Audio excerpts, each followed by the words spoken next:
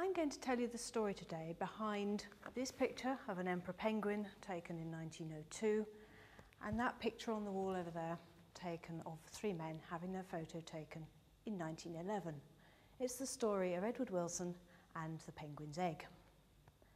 Now, Edward Wilson was in 1910-13 on Scott's last expedition. He was his head of scientific department and one of his closest friends, and he would go on to die with Scott on the way back from the pole. In 1902, however, he was only the assistant doctor on Scott's first expedition. He was also there as a naturalist, an ornithologist and an artist. Now, this picture was taken by Reginald Skelton, who was Scott's chief engineer, when he went on a trip round to Cape Crozier to leave some letters in their emergency mailbox.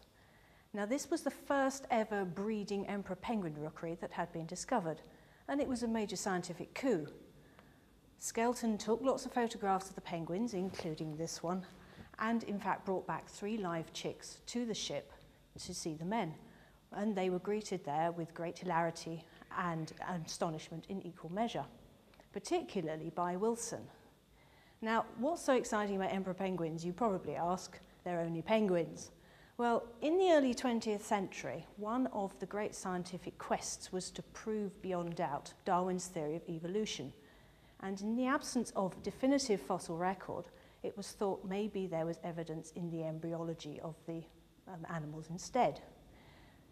At the time, the theory could be that ontology, which is the development of an individual, prefigured phylogeny, which is the development of a species.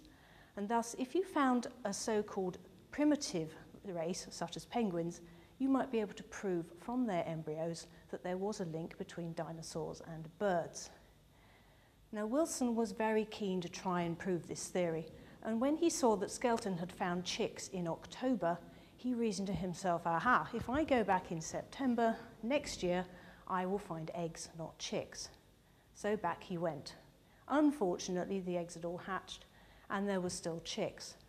He therefore had to come to the gruesome conclusion that actually the penguins laid their eggs in the winter, and that therefore another trip was going to be called for.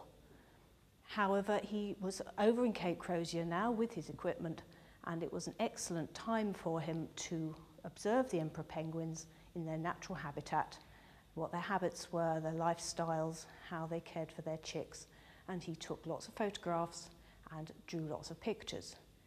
He, of course, at this stage had the gruesome thought that he was going to have to go back to Cape Crozier again, this time in the winter months. But perhaps happily for fate and him at this stage, the Admiralty, who were getting particularly impatient by Scott being stuck in the Antarctic all this time, summoned Discovery home, and Wilson along with them. But he didn't forget the chicks, or the eggs.